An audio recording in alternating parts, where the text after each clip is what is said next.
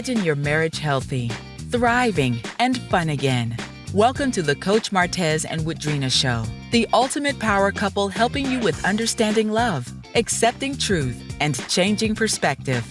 Certified professional life and marriage coach Martez Layton and licensed therapist Woodrina Layton are here to help you step up your game when it comes to marriage, relationships, and so much more. With 30 years of marriage under their belt and a proven track record of mending broken bonds, you can rely on Coach Martez and Woodrina to empower you and your loved ones to have a strong connection for life. The Coach Martez and Woodrina Show starts now. Happy Wednesday to you. Thank you so much for joining us. Thank you for taking the time to listen, whether you're listening live, whether you're listening later on. We just thank you so much for taking the time to listen, taking the time to be with us. And as always, we just appreciate your emails, your comments, and those things. It really just helps us to continue to do what we have a heart to do. And for those who don't know, or if this is your first time, I'm Coach Martez. And I'm licensed therapist Woodrina Layton. And you're listening to the Coach Martez and Woodrina Layton show here on Transformation Talk Radio. Understanding love, accepting truth, and changing your perspective. And we just want you to know, stay with us for the next hour as we discuss what it looks like to fight for your marriage and not to give up. That's right. And as we do every week, we're looking forward to having an enjoyable conversation around walking out the journey of love, life, and fulfilling purpose as we share with you practical tips, new insights, and perspectives that will help you to improve your relationships, communicate better, walk in forgiveness, and just simply love better. So, it's going to be a good time anyway, because we just all about having fun and laughing and just enjoying life and one another. So we're looking forward to a good time. Definitely.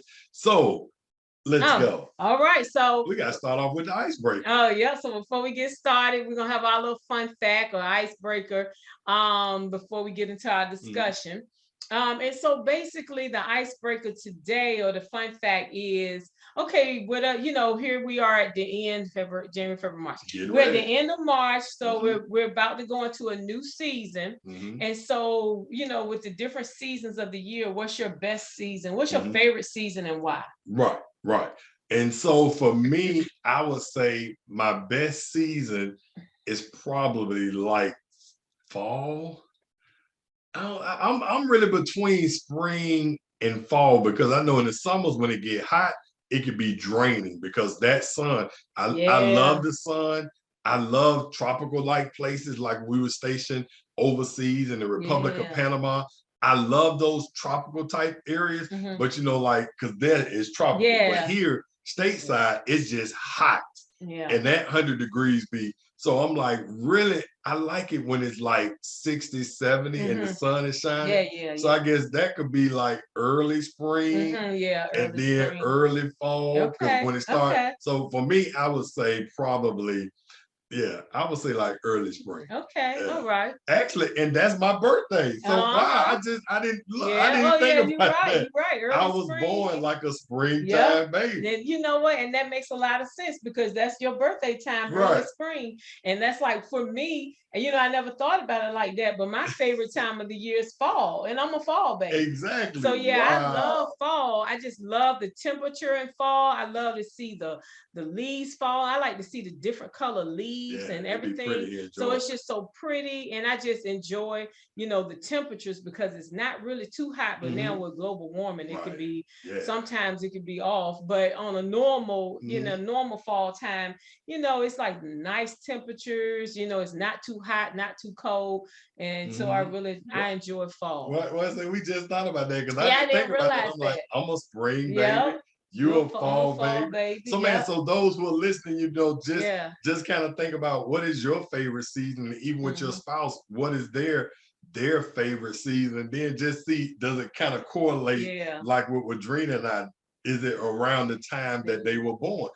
I've never thought about that. No, I had never thought about that either. Why? Then guess what else? What? Because I know we're not big. We don't know all the zodiac signs, but an Aries, because that's my sign. So I wonder if being an Aries has something to do with springtime, and just like with you, because that's when you was born. You know what I'm saying? I in the wonder if fall. Aries like that type of weather. Oh yeah, I don't know. We would have to look. I think Wow. it actually be a show on Transformation Talk Radio About that? about the Oh, that talks wow. about that. So we would have to see. I was just thinking about Yeah. that. I'm like, wow, just thinking about Yeah. that stuff. Okay. Yeah, I Okay. never thought about that. I never thought that deep into it. But yeah, you're right. I don't know. Okay. We'll Okay. have to see. We have to do our I research and know. Then we see. got to see what Brenda and some of our always listeners, Brenda Yeah, and Audrina, Audrina, what yeah. are their favorite seasons and if it fall in their birthday. Hell yeah, we'll have to Mhm. find out. Okay. Okay. All Let's right. go. So let's talk about this. Mhm. You know, I know it can always seem like that we are that we have those tough subjects, you know, talking about, you know, what, you know, fighting for your marriage, what does it look like? And not only did we personally experience this, Right. but being that we are, you know, that's our niche area as far as crisis, marriages and crises and overcoming infidelity, we deal with a lot of this. So for us, this is just common for us. So, you know, if you're listening, you're like, well, man, they seem like their topics are always like, you know, those tough subjects where you fighting or it's like, you know, overcoming something. That's just who we are. And honestly, a lot of couples actually experience these challenges. Right. And also, I'll just say, not only just for crisis, because when you think about it, even the premarital couples, I always prepare all those premarital couples. You know, I tell them, no, you don't want the easy stuff up front. You know, you have to understand marriage is about testing. Yeah. And that's what we're getting ready to talk about. So you have to understand, you know, you have to be prepared to know I got to fight for this decision. Yeah. And so I'd rather tell you that than just think, oh, it's going to be just picking roses. It's going to be so easy. So it's like, no, marriage, you know, like we always tell everybody, we've been married for over 30 years and we've been through these things we talk about, but now we're on the other side. What we want to see is more couples make it to the other side because you all know that's listening to this. You just look at your family, look at friends, look at coworkers. You see how many people just fall out of love and fall out of marriage. So for us, these topics are real topics that deal with the pain that you walk on your journey. So that is the reason why we have to talk about it, because a lot of people want to stay in the areas of fluff. I don't want you smiling on social media, doing all this stuff, and then y'all don't even sleep together. Y'all don't even talk to each other. I'm like, no, I don't want that. I want it to be an authentic love that, you know, that's the person that makes when I walk into a room, it makes me light up. It makes my heart just feel so happy. That's what we want. So it just it does take some of these talks. Like I say, we deal with the tough stuff. We deal with the tough stuff. I mean, that's because marriage is tough. Marriage is not just easy. Yes, you get to that place, but you've overcome some tests and some trials as a couple. You've overcome them together to get to that place. And that's really, you know, what we really want to talk about. You know, any successful marriage, if you see somebody and they're on the other side, you know, or if you see them and they're just in a healthy, happy place, they've overcome those trials and tribulations together. And that's what we want to do. We want to equip you with the tools and the knowledge to be able to overcome those together when you experience them. So that's something we could do, though. You know, we can look at doing a show, because even though we've had these painful things on our journey that we have overcome, we've also had a lot of fun moments. And how to make that. So that's something, like, since you saying that, that's something we can do, is talk about, you know, how to still enjoy one another, you know, and still have a good time. Because now we do, but it's like most of the time, if you just talking about the good times, and you got people that really need some encouragement, really need strength, and really need to know we want to get to that place, our hearts is to help you to get there. So that's for real. No, that is true. That is true. So, you know, let's get into talking about this. You know, when we're fighting for our marriage, we really have to understand, you know, God's plan and God's purpose for our marriage. You know, because every marriage must have a purpose. It's like, what you really have to think about, what is the purpose for God joining you two together? Because knowing that purpose really helps you when those tests and trials come. It really helps you to hold on because you have something that you're fighting for. And honestly, you know, that's one of the reasons why a lot of our topics, we take our topics from different things that we've been talking to with our clients and the couples that we work with. And that's one of the questions, or one of the statements people always say, you know, I just wish she would fight for this as much as I'm willing to fight. I wish he would fight for this as much as I'm willing to fight. Or sometimes the question comes, you know what, is this worth me fighting for? You know what I'm saying? And we hear this a lot. We hear this a lot. Is this worth me fighting for? And so then that's why it's like, so, you know, we need to talk to everybody about this, you know, what fighting for your marriage looks like and what giving up looks like. So when you talk about fighting, it's just like what Woodrina said. It's very important to know that our marriage has purpose. And, you know, we always talk about from a godly perspective, what do you feel that God has actually said to you about your spouse, about your partner, to make you kind of understand, you know what, this is something important about purpose that goes outside of us raising our kids and us buying a house, or, you know, but what is the purpose of us being together? Because when you're going to fight for something, you have to know your why, but you have to know your why that's greater than just what you feel. It has to be something deeper. Yes, it does. You know what I'm saying? No, it does. It has to be. It has to be something deeper, because if it's not a greater purpose for your union, then you're not gonna feel like it's worth fighting for. Right. So it's important to understand that why, that purpose, you know, when it comes to fighting. And you also have to understand the commitment to fight. Right. You know, that commitment has to be there, because it's gonna take the work to make it's gonna take work from you to make the relationship work. So you have to be committed to doing the work, committed to doing those things that you don't want to do, because it may not feel good when you're in the midst of the fight. It's not going to feel good doing those things for your spouse or for the relationship that you don't want to do, because you're feeling empty yourself. It's like, I'm not getting anything back in return, but you have to be committed to that fight. Right. And that commitment is something that you look at is like, it's what matters. You know, it's something I always, you know, say to everybody, you know, you want to know, to be able to say, you know, what matters to my spouse also matters to me. Because again, when you think about marriage, we talk about it's a team, you know, so whether you're talking about football, whatever it is, basketball, whatever sport that is, you know what, we're going to fight to win this one, guys. If we want to win this game, we're going to fight to win this, you know, and as an opponent. And the opponent against marriage is the enemy, is divorce, is separation. Those are the things that's the enemy to a healthy marriage, or to a marriage that has great potential. So you want to be willing to say, this is what I'm committed to. And you want to make that commitment known to each other. Yeah, you do. And then you have to also, you know, refuse the negative thoughts to flee or take flight. Right. Because a lot of times, you know, we'll want to do that because those thoughts are going to be coming, but you have to refuse to actually act upon those thoughts. It's like, nope, I'm committed. I'm in this. It's like Martez just said, is a team concept. We're in this together. It's not about you. It's just not I, but we're doing this together. So I'm not going to flee. I'm not going to take flight. I'm going to stay, you know, right here because I'm committed to the process, because it's a process. Fighting for your marriage is a process. It takes time. It's painful. It hurts. But when you know your why, it's going, that's what you're looking towards. You're looking towards your why.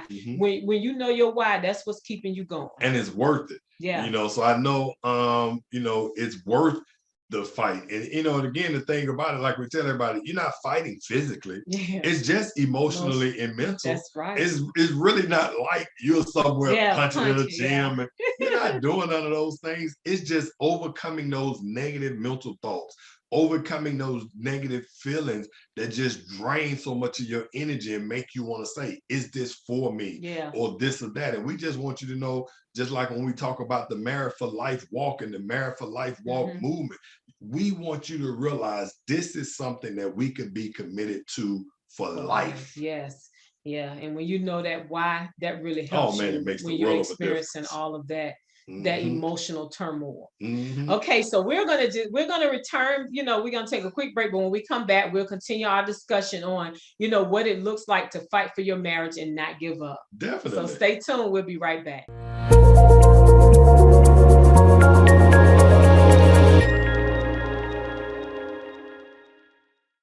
Welcome back. You're listening to the Coach Martez and Woodrina Layton show. And today we are discussing what it looks like to fight for your marriage and not give up. And so we're going to continue that discussion here. Again, we were still talking about, you know, understanding God's plan and then other things that we were sharing here about having the commitment and just knowing those things to do when you're going to make up in your mind to actually fight for what you believe is your future, your family, and what God has for your life when it comes to your marriage. Thank you for joining us. Yes, thank you. And so we just want to and when we're talking about God's plan and God's purpose, understanding that your marriage must have a purpose because that's your why. And so you want to make sure you're keeping your conviction in alignment with your heart's purpose. Right. So when you think about that and you think about your conviction, and because actuality, when you say, what I believe God has for my future, that becomes a part of what you love. That becomes a part of what you are actually aiming for. And so all of your convictions, your decisions that you're going to make, you want to make sure it's in alignment with that purpose. So you absolutely know when those thoughts are coming, do I really want to be here? Do I really want to continue to deal with this or do this or do that? Well, then you think about your heart. And you think about the purpose that's in your heart. Like when Woodrina and I was facing this ourselves, the purpose in my heart was, I had young kids, I had my kids, but I also believed that God had something special for us. Well, that was in my heart. And so my conviction was, in which we talked about in our book, divorce is not an option. Well, that was a conviction of mine, seeing my mom go through 4 different marriages. My conviction was, this is not going to be me. So because that's my conviction, then I really got to get my conviction to stay in the alignment with the purpose that's actually in my heart of what I believe God has for me. And so that's something you want to just make sure in your life that my conviction is lining up with the purpose that I believe that God has put in my heart, and that's what gives you the strength to realize, what the Bible talks about. It talks about faith. It talks about hope. Well, pretty much your faith and your hope are always going to be tied to your convictions. And they're also going to be tied to purposes in your heart because you're believing what you hope for. You're having faith for what you hope for. And those things that you hope for and that you believe for, they're in your heart. I believed our marriage would be here one day. I believed we would love each other like this one day. Although I never saw my mom have somebody to love her like this, that was my belief. And so because of the fact I was willing to fight for what I believe and then keep my fight in alignment with the purpose that God had for my life, this is what's the manifestation of what I believe. And that's what we want to encourage you all to do. And that's so true. And it's like you said, you believed it. You believed it in your heart. That's a conviction. When you're fighting, you have to believe in your heart that this is the person that I'm supposed to be with. I see us in a better place. I see us doing something greater. So you have to be able to, believe it and be able to see it, because that's going to help you as you're fighting. That's going to help you with that commitment as you're fighting. All of that is important. Purpose, convictions, just that hope and that belief. That's all needed. Because when I tell you, I know it, even it's very painful. It does not feel good. But when you have those 3 things, that's something that keeps you focused on the end goal, even though it may not feel like it or look like you're going to get there. Oh, you're going to get there. Just stay focused, on that end goal and knowing what that purpose is. And see, and then, like when you think about what the Bible talks about, where there's no vision, the people perish. And, a lot of times I tell people from a marriage filter standpoint, where there's no marriage, where there's no vision, the marriage perishes. So when we talk about God's plan and we talk about faith and hope, you want to have that vision for the future, even though it may not feel like it or it may not seem like it. That's what you're believing for. And sometimes that's all you can hold on to when you may be going through a storm or going through a test. Your faith and your hope is in the vision that you believe that God has given you for the future of your marriage and your family. That's worth fighting for. Yeah, definitely. So moving on to the next point, we want to make sure not only do we know, God's plan and his purpose, and we have that, but we want to have self-responsibility for reconciliation. We want to actually take responsibility ourselves for reconciliation, meaning that we want to take responsibility to hold ourselves accountable to be reconciled with our spouse.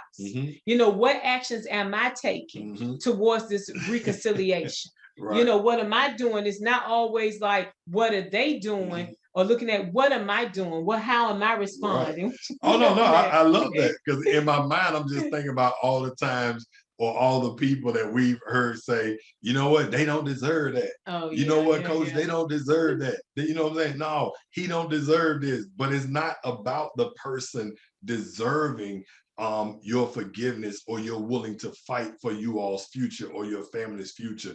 It's just understanding I can't change this person, Yeah. but I can hold myself responsible for the reconciliation that I'm desiring in my marriage Right. and in my future. Yeah. And that's all we want you to do. We want you to be willing, when you're going to say you're going to fight, don't be like, well, why he ain't come to the gym? Right. I don't see him in here sweating. I don't see him in here working out. But what I'm saying is stop focusing on what the other person is That's doing. right. And all I want to know is you getting your push-ups in. Yeah.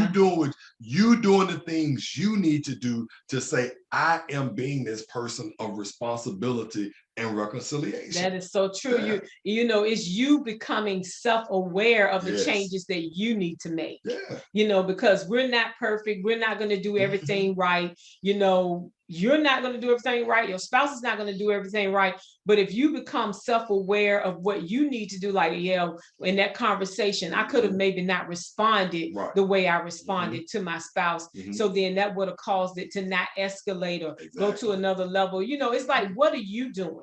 Right. You be responsible and become self-aware of your responses. I know I've done that through the years. It's like I'll say something and then I'll be like, I shouldn't have said it like that. So then I'm gonna go back and apologize, because you have to take responsibility. You know, we're working towards reconciliation. So what is your responsibility? What role are you going to play in that? Right.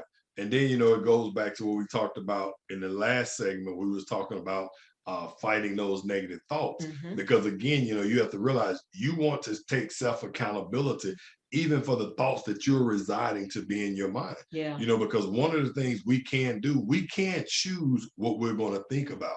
We can't choose what we're going to give mental space or to occupy mental spaces in our minds. And so it's just very important to remember, when you are taking self-responsibility for reconciliation, you know, if all I'm going to be thinking about is the things that you've done to hurt me, things you've said that really got on my nerves, then what type of feelings or what type of mood am I going to have if that's the case? So, you know, you want to be self-aware, as what you were saying, about those things. Yeah. That's important. And when you're in it, like, you know, don't get me wrong, it's hard. It's gonna, those thoughts, those negative thoughts, they're gonna be coming. It's gonna be like, vroom, vroom. I know he always joke my sound. Pew, pew, pew, but they're gonna be coming. It's like, and they coming so fast, it's like you can't stop them. You can't stop them fast enough because they coming. But we have to start disciplining our minds to not allow them to just sit there. Exactly. It's like it has to be like where it is just dashing through your mind. Right. We're just shooting through. It's a thought that's just shooting through your mind. You can't allow it to sit there. Right. Because if you allow it to come in and make residence in your mind, then it's like, yeah, your actions gonna be negative. It's like your attitude, you know, it's like, so we have to do something about it, because it's challenging when you're in it. It's very challenging, but we have to like discipline ourselves to just say, nope, I'm not gonna let you stay here. Yeah, because, you know, it's just like a thought that it may come across your mind. You know what? She'll never want to listen to what I have to say. You know what I'm saying? And so if you just sit there and start thinking about, you know what? She don't never listen. You know what? It's like every time I say something, it's just like, I don't even matter. You know what? I'm tired of just dealing with this. I'm tired of dealing with this. I don't even want to be here no more. You know what I'm saying? So if that's what you said, but then when that thought hits you, when you take self-responsibility for reconciliation and realize that negative thought that just hit my head, she'll never listen. Nah, you know what? I do realize there is something that I could potentially do different. I realize there's something that, you know what, I could probably say different or do different to let my spouse know, or let my partner know, you know what, I may have felt this way. So I'm just saying, that's what we're saying. When that thought hits your head, you can't just let it sit there and just occupy space. You have to be willing to be accountable and realize I have the responsibility to create the reconciliation that I desire. Yeah, and sometimes you got to talk back to those thoughts. Yes. It's like out loud. It's just like you using that example you used. It's Right. like when the thought comes and says, "Oh, he or she is not Mhm. doing this." Oh no, they are. They're Right. or I may not see it, but they're gonna do it in the future. Right. It's gonna be what I desire to be. You have to Right. speak out loud to them Right. thoughts, because them thoughts coming. Right. And don't worry about it. Put it like this. Don't let folk think you crazy. You know what I'm saying? Don't worry about that. Because If what I'm people saying, think you it's crazy. your marriage. You know what I'm saying? Just like with your kids. You know what I'm saying? Your kids get on your nerves and people see you somewhere like, "Hey, you know what? Now they just got on my nerves." They like, who they talking to? You know they probably got kids or something. Right, It's like right. them kids be pulling that stuff out of you. Yeah. Your kids would get on your No, nerves. for real. So you just want to remember that you want to measure your actions, your words, and your attitudes with the principles of love and forgiveness. Yeah. So you want to look at what you're doing, while you're in that fight. Can you measure it with love and forgiveness? Are you Right. showing love and forgiveness in your actions, in your words, in your attitude? So we want to make sure that we're taking that on. Right. And again, that's what I'm saying. You want to see how it measures up, because a lot of time we look at our actions, but when we measure our actions, we're measuring it based on how we feel or how we think. But in actuality, truth is truth. And so when you think about the principles of love and forgiveness, then are you measuring your actions and your attitudes up to that? Yeah. And most of the time, I can tell you, for me, when I was in that position, I definitely was not doing it. I was doing it based off of how I felt, but still was expecting her to change because of whatever, but it still wasn't expecting her to change because of principles of love and forgiveness. Once I started applying those principles of love and forgiveness, and I was doing that consistently, that's what began to really create the wheel of reconciliation to really turn. Yeah. And it's like and that goes hand in hand with, being willing to be the example. Exactly. Because, he was willing to be the example, and somebody has to be willing to be that example, not being petty, offering heartfelt apologies first. It's like, I'm not feeling like I got to treat you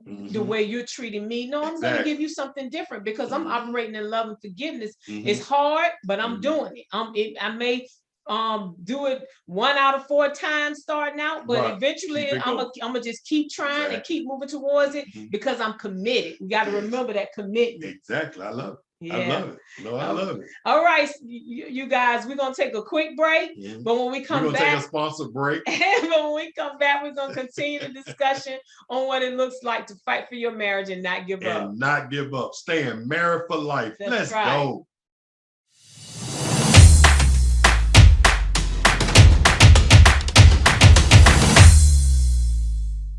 All right, welcome back. We are back on the Coach Martez and Woodrina Layton show. Let's go. We have been discussing what it looks like to fight for your marriage and not give up. But before we continue, I just want to make sure everyone knows how to connect with us. If you want to connect or work with Martez and I, you can visit our website at dreambuilderscoaching.net, and on Facebook, Dream Builders Marriage Coaching and Counseling, Instagram at Coach Martez at Woodrina Layton, Twitter at Coach Martez at Woodrina L. So, let's get back into the discussion. Before the break, we were talking about, just being, your own self-responsibility for reconciliation, just holding yourself accountable, to the reconciliation with your spouse. But, one point I want to make sure we bring out that we didn't under this point is refusing to cast blame. When you're becoming self-aware of the changes that you need to make in what you're doing, you really want to refuse to cast blame, even though those thoughts are going to be coming, those negative thoughts about what that other person is not doing and what you're not seeing. It's not about what they're doing or, your needs not being met when you're fighting for your marriage. It's all about somebody being the bigger person and just fighting through that, because you have to have that commitment to fight through and be willing to be the example. So you want to refuse casting blame. And see, one of the things that happens when you actually refuse to cast blame, what happens is when a person is saying something to you, instead of those words attaching to you and affecting you in a negative way, it actually just flows through you. Because what normally happens is someone says something to us. our mind automatically gets defensive, or we get on the offense. So now we took it offensively. So now what we do is we respond back to you. So when you're actually trying to fight for your marriage, remember we're talking about when you're fighting for your marriage, you're really trying to fight to get into the team concept or the team mindset. So casting blame actually causes you to break that down. But when somebody says something to you and it just goes through you because you're like, it's okay, I'm not going to point that back at you. It just keeps going. And eventually the person who's been blaming you for stuff, they realize, wow, I'm starting to see something different in them, where it's like, wow, I don't remember them being like this, where it's like, no, I'm not going to blame you for anything. I could have done something, or I could have done this. And when a person starts being in an environment of responsibility and accountability, what happens is they start taking it themselves. It's just like with children. If you put children in an environment where everybody lies, comes up with excuses, and justifies their actions, then guess what that child does? That child starts doing the same thing. And then when that child gets in high school, college, what do they do in relationships? They lie, they justify, and they come up with excuses. You put that same child in an environment of accountability and responsibility for your actions, then this person becomes that same individual. So what we're saying in your marriage, what you begin to create and to produce, that same thing begins to reciprocate in your marriage. So when I began to become a person of responsibility, accountability, and being willing to accept the truth, then my wife, Woodrina, began to see, well, hey, this is a new atmosphere, a new energy, a new way of living in our home. So now you all are seeing the effects of years of this being practiced. But that's what I want to say. What you are seeing practice here definitely has the ability to be practiced in your home and in your relationship. But it starts with being self-aware. Self-aware, the commitment. You got to be committed to the process.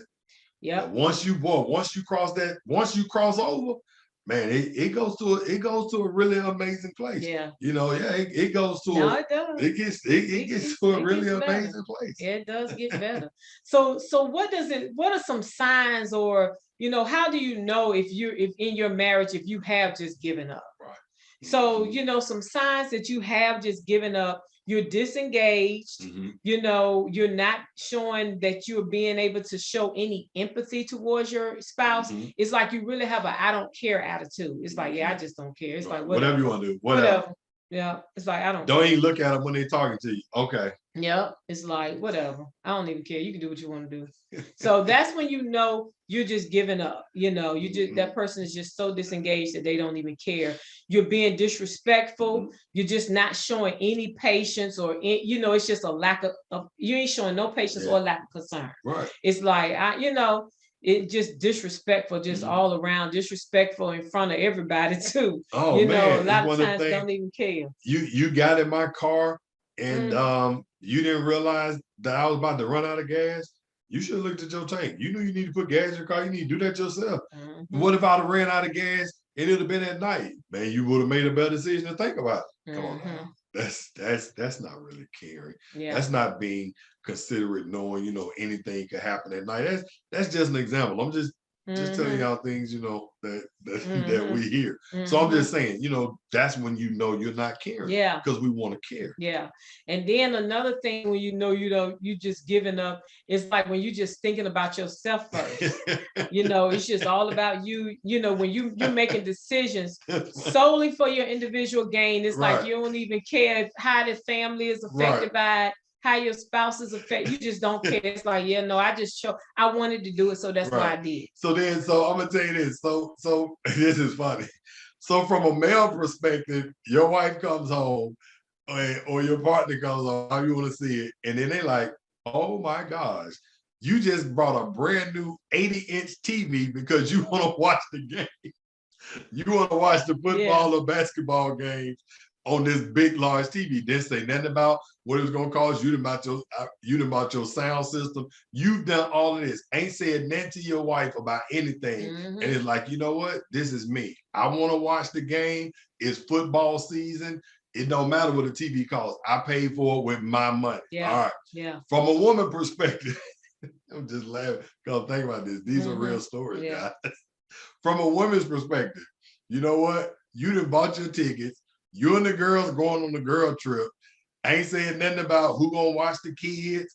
I ain't saying nothing about what's gonna happen while I'm gone. I just know I've been working hard. I've been in the house and we taking a girls trip. Yeah. You know what I'm saying? Yeah. I ain't saying nothing about the cost of what that is. I mean, you gonna figure it out. That's when you know you thinking of yourself and you not thinking about the family. Yeah, exactly. And even, I mean, it could be as far as taking a job that's gonna, and it's like not even thinking about it. Yeah. The job could have you going changing in and out hours. of town. Yep, changing hours, going in and out of town. That's gonna affect the family, especially if your spouse depending on you to help with child care or you know, whatever it may be, the roles and responsibilities that you may have in the house. It's like you don't even care. It's like, well, no, I took this job, so it's like it is y'all. You just gotta adjust to it. So that shows that's a sign you giving up. That you just giving up and you don't care. And a lot of times, and the reason why we're saying this is because what people will say is they would take these actions, but in their mind, they're not saying to themselves, I've given up. What they're actually doing is pointing the finger and saying, he or she made me start acting like this. It was their actions that pushed me to do this. It was their words that made me do some of the things I'm doing. And what I'm saying is you don't want to be in that situation or you don't want to do those things. What you want to make sure of is I'm always the person keeping us in a good space, and I'm doing everything I can to keep us in that good space. Yeah, exactly. No matter how, you know, tough it gets, you know, you just have to know, you know, we're fighting. Once you done made that decision to fight, it's like I'm fighting. Divorce is not an option. Right. So if you in that situation, you know, like we said, where you're showing some of these signs, then you need to go back and look at your commitment, your purpose, like why are you there? Because nobody wants to be in an unhappy marriage. It's like, you know, what are we doing? What are we doing here? And that's something you have to look at if you find yourself exhibiting any of these behaviors. It's one of those things, like I tell everybody, I say, as much as we are components and just advocates for being married for life, I absolutely do not believe you're supposed to be miserable for life. No, I don't believe that. You ain't gonna preach me into that. You ain't gonna teach me into that. I just do not believe you're supposed to be on this earth miserable for years just to say because I'm married and I didn't want to get a divorce, and so you be miserable for years. No. That we not doing. Nope. Yeah, we're not doing that one. And then one other thing is when when you've given up is you're just telling everybody close to you that I'm just done. You know, I'm done, and it shows through your body language. You know, that it's like I'm just done. So if you're done, then it's like, okay, what are we doing? Right. So and we don't want you to be done. We don't want you to give up. And that's why we were just saying, you know, there's a difference between fighting for your marriage and actually giving up on your marriage. And a lot of times we'll hear people say, no, I'm the one that been fighting. But when we really start breaking things down and letting them hear, you know, what you've been doing to fight is actually the exact opposite. It's like you've been doing the things where you've just been tolerating or coping with things, but you actually haven't been the person that's responsible for the reconciliation. And those are two different things. So that's the reason why we just really wanted to just have this conversation today about what it looks like. So if you see a friend and they like, yeah, girl, you know, I want to fight to make sure my marriage stays together. You know, the action is, you know, what steps are you really doing? What are the things you're really taking? You know what I'm saying? And so that's why we're saying this, because we want to see marriages stay together. We want to see families stay together. And people actually continue to know I'm not giving up on you. That's when we talk about with the Married for Life walk. Never let go of the hand you're holding. That takes something to never let go. Because sometimes the person you're holding on to could be almost telling you, let me go, let me go. But you know, that's not God's purpose. That's not God's plan. And so that's why we actually wanted to talk about this today, to just know there's a difference the way they look. And we just wanted to make sure you know, if you are fighting, what it really looks like. Yeah. And then it's like, and you said something when you talked about you holding their hand and they saying, let me go. So what do you do when that other person is like, yeah, I just want out, let me go? Oh, yeah, and you seeing where it's like, no, I'm fighting, I'm committed. I know we're supposed to be together, but that other person is just not, they're just not there. They're not with you. So yeah. So in that situation, you still got to remember what your commitment and what your conviction was. And so just because that's the way that person feels, you have to understand this is where we say it's going to be a fight. Because in actuality, that's not what I believe. That's not what I desire to see. And that's not what I'm just willing to just accept. You know what I'm saying? Because just because you are saying those things and just because you was feeling those things, I can also think back to a time that you thought about never walking away from me. I also think about a time when you thought about, you know what, I was your best friend. I was the person you love being with. So it's all about me being committed and staying convicted to saying, I absolutely got to know I've done everything humanly possible to win you back. And after that point, then I got to put it in God's hand. But most of the time, the average person doesn't know what that looks like. Yeah, I'm gonna just say that now. So a lot of times, because that's the first thing they say, Coach, I'm telling you, I done did everything. And I'm like, out of 10, you're on 3. Right. Don't say you done did everything. Right. That's so true. So when you fighting for your marriage, you know, we're talking about what it looks like, you know, refusing to give up with an attitude of winning and seeing brighter days ahead. You know, it's like I said earlier, it's gonna be tough. It's, you know, it's gonna be painful. It's gonna be a lot of mental and emotional pain, but you have to wake up with an attitude of winning and seeing brighter days. And you may not wake up in that attitude, but throughout the day, as those darts are coming, you have to be able to speak that out of your mouth. So that way you can go to changing your atmosphere and changing your attitude. It's like, no, you know, I'm winning. We winning. It's going. We have brighter days ahead. It's gonna get better. It's not gonna be like this always. You have to speak what you believe and speak what you actually see. You know, I was about prophetically. It's like, you know, you have to speak that. You speak what you see. Oh no, that's for real. That's for real. And then you want to be able to speak life into your spouse and your marriage and not let small things overtake you. So what I mean by speak life is, you know, again, like we said, you know, the Bible verse says, you know, the power in life and death is in the tongue. So when you're speaking life into your spouse and into your marriage, let them know, you know, things are going to be okay. It's not going to always be like this. Because remember, if negative thoughts are entering a person's mind, you want to be the person that's actually speaking positive things and speaking life and just saying, you know what, we're coming out of this. We're going to be stronger through this. You know what, our kids, our family, you want to be speaking life into your spouse and into your marriage. Like one of the podcasts we talked about, you know, supporting the dreams of the person that you're in love with. You know what I'm saying? So it's like, no, you want to be the person that's speaking life and just saying, it's going to get better. Yeah. And also, like we said earlier, you want to be willing to give love when it's not received and show forgiveness and grace when it's not deserved. Like you said earlier, it's like if even if you don't feel like it's deserved, you still have to be willing to show it. That's just part of that commitment, because that commitment process is doing things that you don't want to do.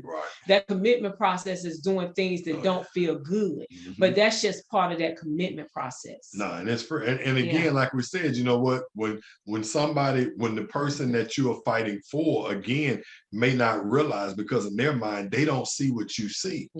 So just because they don't see what you see, you got to remember, I can't react to your actions or to the way you are, because in actuality, you're operating off of what you see.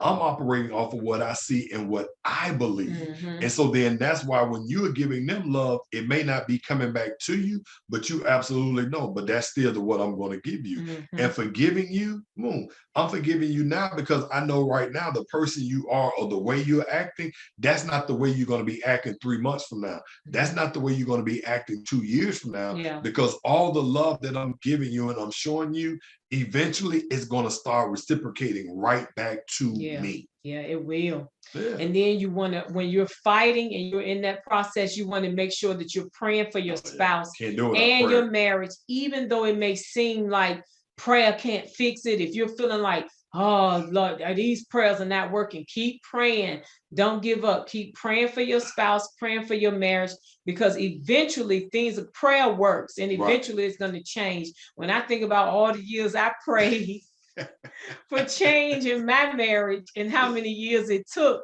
but it happened. So you just have to pray through the process.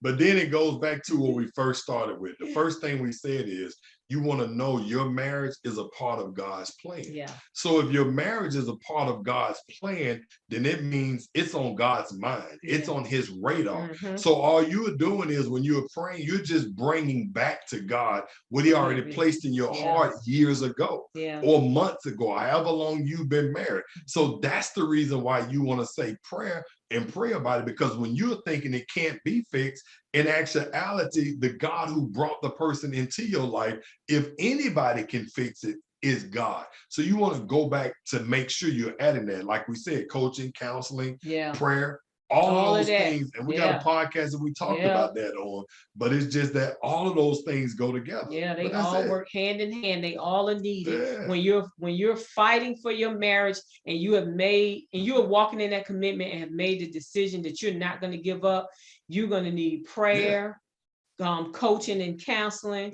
You're going to need it all, because it all goes hand in hand to help you to overcome. Absolutely. So we want to just remind everybody about the 5th annual Married for Life Walk in Atlanta, Georgia, April 22nd and 23rd. Where's the Married for Life Walk weekend experience? We're doing it Friday and Saturday. Friday and Saturday. The walk is Saturday, and it's not just a walk, it's a whole experience. That's why you have to come out and experience it, because we walk hand in hand for 2 miles, but we have so much that we do. It's an event. It's an event that creates an experience of just hope, encouragement, faith, and strength in your marriage. For your marriage. So that leads up to the walk. So you don't want to miss it. Friday night, coming together, socializing, getting marriage, enrichment, playing games, dancing, enjoying music, comedy. So we're going to have a good time. We're going to celebrate love and celebrate, with the one we love, and with other couples who are also, like-minded and wanting to be married for life. And our co-host, Ronnie DeVoe, Shamari DeVoe,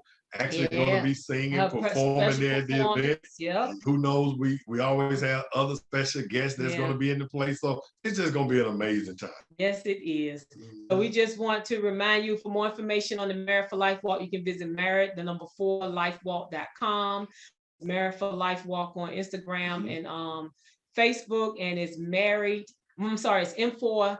M4L Walk on Twitter. So you just want that, if you can get more information, remember for more information about us, this dreambuilderscoaching.net, and on Facebook, Dream Builders Marriage Coaching and Counseling. And we want you to remember that healthy marriages or relationships don't happen by chance, but by choice. So as we're always talking about, you have to be honest with yourself and be willing to be held accountable to the things that your partner may say to you without giving them back judgment or pushback. And I know it can be challenging, but hey, we're not perfect. So if we mess up, okay, I'm gonna try again, and I'm not gonna give you pushback the next time, because I'm making a commitment to accept change without conflict. Right. And again, Woodrina and I just really want to thank you so much for tuning in today to the Coach Martez and Woodrina Layton show here on Transformation Talk Radio. Please join us every Wednesday at 3 p.m. Eastern Time, 2 p.m. Central, and 12 p.m. Pacific Time. We would love to continue to hear from you. Be sure to connect with us on social media, and we look forward to reading your comments. Have a wonderful week, and we will see you back here same time next week. Let's go. All right. Have a great week. Married for life. Divorce is not an option. Thank you for tuning in to the Coach Martez and Woodrina Show on Transformation Talk Radio with certified professional life and marriage coach Martez Layton and licensed therapist Woodrina Layton. Understanding love, accepting truth, and changing perspective. Coach Martez and Woodrina Layton have been working with outbound couples to strengthen their relationships for the betterment of their lives for 20 years, and it is in their divine role in life to do so. For more information or to schedule an appointment with Coach Martez and Woodrina, go to dreambuilderscoaching.net. That is dreambuilderscoaching.net.